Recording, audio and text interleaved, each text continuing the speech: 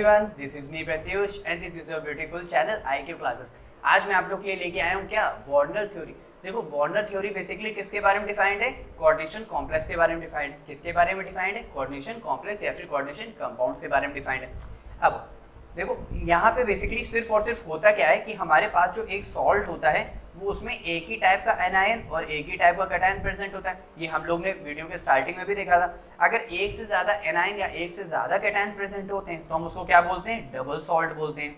क्या बोलते हैं, डबल सॉल्ट बोलते हैं। हम लोग क्लियर हो गया। जैसे हम लोग का एग्जांपल क्या था, मोहर सॉल्ट था और यहाँ पे क्या था, एलम था, है ना। तो ये सब हमारे क्या थे, ये सब हमारे डबल सॉल्ट के क्या है, एग्जांपल थे। लेकिन अब बात करते हैं कि कोऑर्डिनेशन कंपाउंड क्या था। जो मोहर जो डबल सॉल्ट हैं उसको पानी में डिसॉल्व करने में क्या होते हैं भाई, वो बिखर जाते हैं, तितर बितर हो जाते हैं। मतलब क्या हो जाते हैं, सेपरेट हो जाते हैं। उनके आयंस क्या हो जाते हैं, सेपरेट हो जाते हैं, यानी पॉजिटिव अलग नेगेटिव अलग। लेकिन जो हमारे कोऑर्डिनेशन कंपाउंड्स होते हैं, जो हमारे पास कोऑर्डिनेशन कॉम्प्लेक्स होते हैं या फिर हमारे पास जो कोऑर्डिनेशन सॉल्ट्स होते हैं, उनको हम लोग क्या करते हैं, उनको पानी में डिसॉल्व करते हैं। वो क्या होते हैं, वो बिल्कुल भी स्प्लिट नहीं होते हैं, वो टूटते नहीं है, वो जैसे रहते हैं वो वैसे ही। इसका मतलब जो हमारे पास कोऑर्डिनेशन कंपाउंड है वो सॉलिड स्टेट में भी है और as well as solid state में ही है। लेकिन अब बात करते हैं डबल सॉल्ट की, वो सॉलिड स्टेट में भी है as well as liquid state में भी क्या करता है, अपनी प्रॉपर्टीज को शो करता है। कोई भी डाउट नहीं। तो इसीलिए मैं यहाँ पे कह रहा हूँ कि जो वार्नर थ्योरी थी, वार्नर थ्योरी बेसिकली किसके ऊपर डिफाइंड है, कोऑर्डिनेशन कॉम्प्लेक्स के ऊपर। अब वार्नर थ्योरी जो इसीलिए इनको क्या कहा जाता है, फादर ऑफ कोऑर्डिनेशन कंपाउंड कहा जाता है। And coordination complex are usually refers to as Werner complexes. ठीक है, यहाँ तक हमको क्लियर हो गया। जो वार्नर थे उन्होंने क्या किया था, जो वार्नर थे उन्होंने किया था कि उन्होंने एक मिक्स्ड सॉल्ट लिया था। जो वार्नर थे उन्होंने क्या किया था, एक मिक्स्ड सॉल्ट लिया था और एक न्यूट्रल मॉलिक्यूल लिया था। और क्या किया था, एक मिक्स्ड सॉल्ट लिया था और एक न्यूट्रल मॉलिक्यूल लिया था। अब मैंने यहाँ पे लिख दिया उन्होंने कौन सा मिक्स्ड सॉल्ट लिया था और कौन सा न्यूट्रल मॉलिक्यूल लिया था। तो जो हमारे सिलेबस में वो हमारे पास क्या है, COCl3। ये क्या है, कोबाल्ट ट्राइक्लोराइड। क्या है, कोबाल्ट ट्राइक्लोराइड। और ये क्या है मेरे पास, neutral molecule. Neutral molecule as a simple molecule. Simple molecule यहाँ पे इसका मतलब उसके ऊपर कोई भी चार्ज नहीं है। तो ये क्या है मेरे पास, अमोनिया। ठीक है। अब उन्होंने क्या किया, Warner mixed simple salt and neutral molecule. He found that were more than one coordination compounds are formed. देखो जैसे मैंने कहा था ना कि एक से ज्यादा कंपाउंड फॉर्म हो जाना, ये वार्नर के साथ एक हादसा हो गया था। अब ये हादसे में उन्होंने क्या आगे देखा, चलो वो भी हम लोग देख लेते हैं। उन्होंने यहाँ पे देखा कि जब उन्होंने COCl3 और NH3 को क्या किया, मिक्स किया, तो उन्हें पहले क्या मिला, COCl3.6NH3, फिर क्या मिला, COCl3.5, COCl3.4 एंड COCl3.3NH3। उन्हें क्या हुआ, फॉर्म्ड हुआ। समझ आया बात। यहाँ तक अगर कोई भी डाउट है तो आप लोग मुझे कमेंट सेक्शन में बता भी सकते हैं। पहले उन्होंने क्या किया भाई, होता क्या है, जैसे मान लो मेरे पास क्या है, NaCl प्लस मैंने क्या ले लिया, वाटर ले लिया।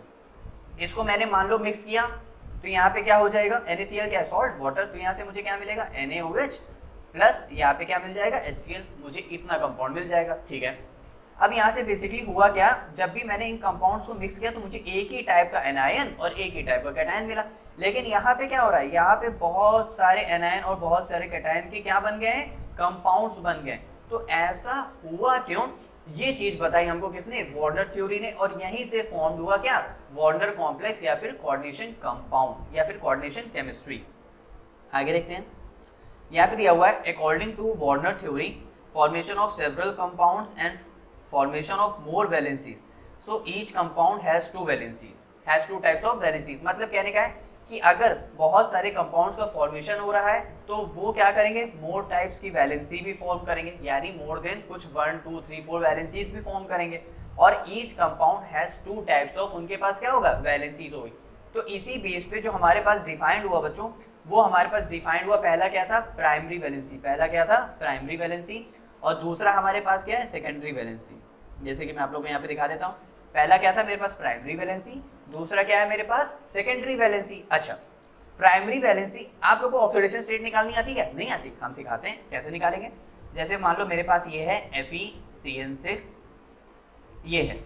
अब मुझे आयरन की ऑक्सीडेशन स्टेट निकालनी है, कैसे निकालेंगे, X जो Cl है, साइनाइडो एज अ क्या है, लिगेंड है। अच्छा, इसकी भी नेमिंग और इसके ऊपर के लिगेंड्स के जितने भी नेम है, positive, neutral, dentate, bidentate and the basis of behaviour, ये सब कुछ मैंने पिछली वीडियो में डिस्कस किया। इसीलिए मैं कहता हूँ कि अगर पिछली वीडियोस थोड़ा सा भी देख लेते हो तो अगली वीडियोस में थोड़ा जो क्या चल रहा है वो हमें पता होता है पहले से। तो यहाँ पे क्या होता है, -1 इंटू में क्या हो जाएगा 6 इज इक्वल टू 0, यानी x इज इक्वल टू +6, यानी यहाँ पे इसका कितना चार्ज है, +6 चार्ज है। ठीक है, हमको ये पता चल गया। अच्छा, ये हो गया हमारा क्या, ऑक्सीडेशन नंबर। ये हमारे पास क्या हो गया, ऑक्सीडेशन नंबर। अब यहाँ पे लिगेंड कितने हैं, लिगेंड कितने हैं, 6। जितने हमारे लिगेंड्स होंगे उतना ही हमारा क्या होगा, कोऑर्डिनेशन नंबर, उतना ही हमारे पास क्या होगा, कोऑर्डिनेशन नंबर। जैसे हमारे पास क्या है, represent oxidation state, represent central metal atom, क्या, लेकिन कोऑर्डिनेशन नंबर, कोऑर्डिनेशन नंबर यहाँ पे कितने हैं, 6। यहाँ पे ऑक्सीडेशन स्टेट कितनी है, +6, अभी हम लोग ने देखा। अब पीवी यानी primary valency is content by negative ligand और पॉजिटिव लिगेंड। अब प्राइमरी वैलेंसी का मतलब यहाँ पे क्या है, प्राइमरी, देखो एक बात ध्यान रखना, मैं फिर कह रहा हूँ, जो कोऑर्डिनेशन स्फीयर के अंदर है, जो कोऑर्डिनेशन स्फीयर के अंदर है, ठीक, और जो कोऑर्डिनेशन स्फीयर के बाहर है, जिसको मैं क्या बोलता हूं, आयनाइजेशन स्फीयर, क्या बोलता हूं, आयनाइजेशन स्फीयर। जैसे एक एग्जांपल देखें, जैसे हमारे पास एग्जांपल है K4FeCN6, ये क्या है, आयनाइजेशन स्फीयर, और ये अंदर वाला पूरा क्या है, कोऑर्डिनेशन स्फीयर। समझ आ रहा है। अब यहाँ पे तो हमारे पास हम लोग पॉजिटिव और नेगेटिव किसको देखेंगे, हम लोग आयनाइज को ही देखेंगे। भाई जो आयनाइज हो रहा है वही तो लिगेंड मतलब एज अ आयन के फॉर्म में टूट के बाहर निकल जाएगा, तो वो क्या हो जाएगा, पॉजिटिव या नेगेटिव। तो जो आयनाइजेशन स्फीयर होगा वो हमारा होगा पीवी, और जो कोऑर्डिनेशन स्फीयर होगा वो हमारे पास क्या होगा, सेकेंडरी वैलेंसी। क्लियर, यानी एसवी। ठीक है, यहां तक हम लोग को समझ आ गया। आगे देखते हैं, आगे हम लोग से क्या रहे हैं, secondary valency is content by negative और neutral ligand. Secondary valency is content by negative और न्यूट्रल लिगेंड। अब सेकेंडरी वैलेंसी का यहाँ पे क्या मतलब है भाई, सेकेंडरी वैलेंसी, अब हमारे पास कोऑर्डिनेशन स्फीयर के ऊपर भी तो कुछ ना कुछ चार्ज हो सकता है ना। तो जब अगर नेगेटिव, जैसे हमारे पास क्या है, नेगेटिव और न्यूट्रल, मतलब हमारे पास अंदर न्यूट्रल लिगेंड भी हो सकता है। NH3 अमोनिया क्या है, न्यूट्रल लिगेंड है, तो न्यूट्रल लिगेंड भी हो सकता है, और क्या हो सकता है, नेगेटिव लिगेंड, जैसे हमारा CN क्या है, एज अ नेगेटिव लिगेंड है। कोई भी डाउट यहाँ तक नहीं। आगे देखते हैं। अब कुछ बात कर लेते हैं जो उसने मतलब जो वार्नर ने क्या किया था, स्ट्रक्चर्स बनाए थे। जो वार्नर ने जो कंपाउंड्स लिए थे और उसके साथ क्या फॉर्म हुआ था, कोऑर्डिनेशन कॉम्प्लेक्स। अब जो कोऑर्डिनेशन कॉम्प्लेक्स जो फॉर्म हुए थे, हम लोग एक बार उनके स्ट्रक्चर्स की डिटेल कर लेते हैं। किसकी डिटेल कर लेते हैं, उनके स्ट्रक्चर की हम लोग क्या कर लेते हैं, डिटेल कर लेते हैं। ठीक, हमारे पास पहला स्ट्रक्चर क्या है, हमारे पास जो पहला स्ट्रक्चर है वो हमारे पास क्या है, COCl3.6NH3। क्या है, COCl3.6NH3। अब यहाँ पे उसकी कोबाल्ट की ऑक्सीडेशन स्टेट कितनी है, यहाँ पे +6। कोबाल्ट की ऑक्सीडेशन स्टेट कितनी है, +6। कैसे, यहाँ पे +3, Cl के ऊपर कितना चार्ज होता है, -1, तो -1 क्या हो गया, +3, और ये क्या होता है, न्यूट्रल लिगेंड, यानी क्या हो गया, 0।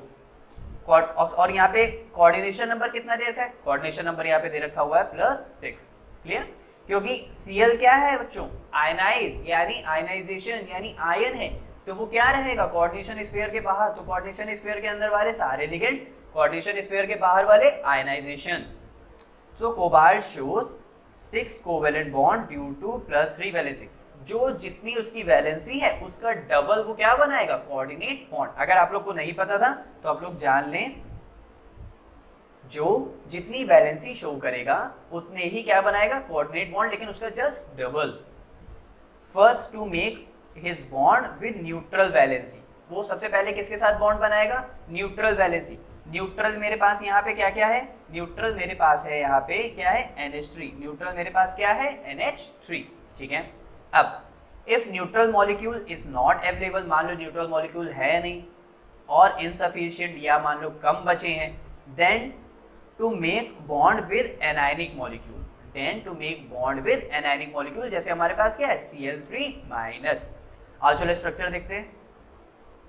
अब जैसे वार्नर लिखता था, कैसे हम लोग देख रहे थे, COCl3.6H2, लेकिन वो सबसे पहले बॉन्ड किसके साथ बनाएगा? न्यूट्रल मॉलिक्यूल, और उसका लिगेंड होना जरूरी है और उसका कोऑर्डिनेशन स्फीयर के अंदर होना जरूरी है।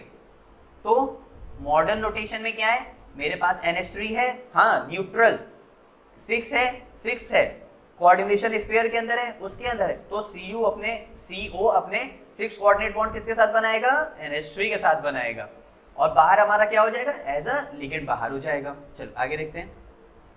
तो उसने पहले 6 मॉलिक्यूल यानी NH3 के साथ बना लिया, इसके साथ, इसके साथ, इसके साथ, ऐसे ऐसे ऐसे ऐसे बना लिया। अब बच गए ना Cl, तो मेरी मर्जी मैं Cl को कहीं भी लगा दूं, आपकी भी मर्जी, आप Cl कहीं पे भी लगा दो। आप चाहो तो Cl को ऐसे ऐसे भी लगा सकते थे, आप चाहो तो Cl को ऐसे ऐसे भी लगा सकते हो, आप चाहो तो Cl को ऐसे ऐसे भी लगा सकते हो, आपकी मर्जी, Cl कहीं पे भी अटैच कर दो। समझ आया? ठीक। अब एक बात ध्यान दो, 6 है ना, S में कितने इलेक्ट्रॉन्स आते हैं? 2, P में कितने आएंगे? 3, मतलब उसके ऑर्बिटल्स कितने होते हैं? उसके अंदर इलेक्ट्रॉन्स कितने आएंगे? 6, वो बात अलग है। और D में कितने जरूरत होते हैं? 5 हैं, लेकिन मुझे कितने की जरूरत पड़ेगी? क्योंकि 1, 3, 4 और 2 क्या हो गया? 6, तो 6, यानी इसका जो ज्योमेट्री क्या हो जाएगी यहाँ पे? ऑक्टाहेड्रल, और यहाँ पे इसका हाइब्रिडाइजेशन कितना हो जाएगा? sp3d2। जैसे हम लोग यहाँ पे देख लेते हैं, यहाँ पे इसके 6 बॉन्ड फॉर्म कर रहा है, so the hybridisation is sp3d2, और उसकी ज्योमेट्री कितनी हो जाएगी? ऑक्टाहेड्रल। कोई भी डाउट यहाँ तक? बिल्कुल भी नहीं। अब मैंने क्या कहा था? क्वाड्रेशन कंपाउंड क्या वाटर में डिसॉल्व करने से अपने आप को सारे आयंस लूज करते हैं? नहीं। जैसे हम लोग यहाँ पे देख लेते हैं, हमने उसको वाटर में डिसॉल्व किया, तो जो बाहर हमारा आयनाइजेशन स्फीयर है ना, जिसको मैं आयनाइजेशन बोल रहा हूँ, वो सारे के सारे क्लोरीन एटम आयनाइज यानी आयंस के फॉर्म में टूट के अलग हो जाएंगे। वो सारे सारे क्लोरीन एटम आयंस के फॉर्म में क्या हो जाएंगे? टूट के अलग हो जाएंगे।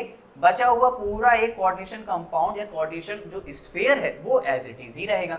अगर बाहर 3- है तो अंदर क्या हो जाएगा? 3+, जैसे कि यहाँ पे है और यहाँ पे है। बिल्कुल भी डाउट नहीं है ना? अच्छे समझ आ रहा है ना? देखो यहीं पे फोकस रखने वाली बात है, क्योंकि कोऑर्डिनेशन जो हमारा वार्नर थ्योरी बच्चों कम समझ आता है, लेकिन आज के बाद आपको कोई भी डाउट नहीं रहना चाहिए।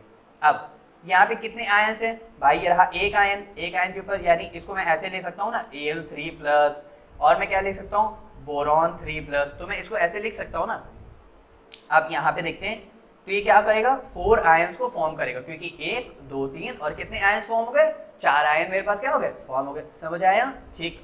अब यहाँ पे देखते हैं एक बात और, मैंने यहाँ पे लिखा था PV इज आयनाइजेबल, यानी प्राइमरी वैलेंसी क्या है? आयनाइजेबल, और प्राइमरी वैलेंसी क्या है? Ionisation sphere. हाँ वही तो आयनाइज हो रहा था, वही तो पानी घुल रहा था, बाकी तो पूरा कोऑर्डिनेशन स्फीयर नहीं आयनाइज हो रहा था। तो हमारी जो सेकेंडरी वैलेंसी होगी वो क्या थी? नॉन आयनाइजेबल थी। क्लियर? ठीक। अब आगे देखते हैं। अब अगर मान लो मेरे पास, जैसे यहाँ पे लिखा हुआ था, मैं यहीं पे दिखाता हूं आपको,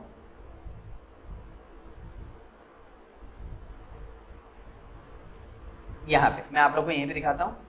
जैसे मान लो कि मेरे पास, इसको मैं थोड़ा सा रफ कर देता हूँ, ऐसे ऐसे ऐसे ऐसे, ठीक। अब पहले वो किसके साथ बॉन्ड बना रहा था? NH3 के साथ बना रहा था, लेकिन तब कितने थे? 6 NH3 थे।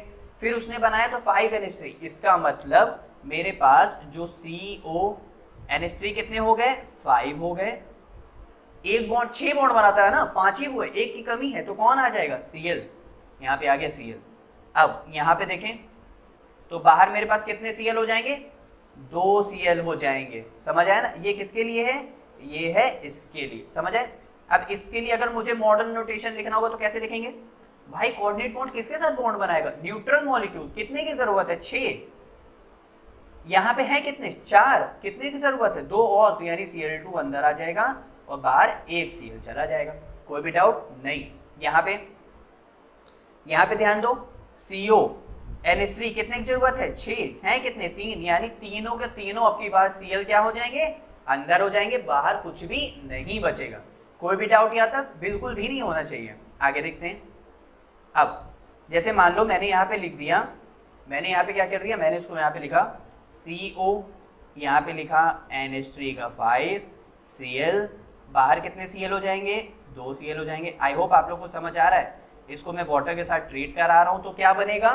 वाटर के साथ ट्रीट कराने पे क्या बनेगा भाई? वो अपने आयंस को लूज करेगा, लेकिन कब? सिर्फ और सिर्फ कोऑर्डिनेशन स्फीयर के बाहर जो आयनाइजेशन स्फीयर, सिर्फ और सिर्फ वही इसका मतलब यहाँ पे 2Cl माइनस टूट जाएगा, प्लस यहाँ पे क्या हो जाएगा CONH3 का होल 5 Cl, ये एज इट इज ही रहेगा। इसका मतलब यहाँ पे कितने आयन है, यहाँ पे 2 माइनस है तो यहाँ पे कितना हो जाएगा 2 प्लस, यानी यहाँ से यहाँ तक कितने आयंस फॉर्म हो रहे हैं, ओनली 3 आयंस क्या हो रहे हैं, फॉर्म हो रहे हैं।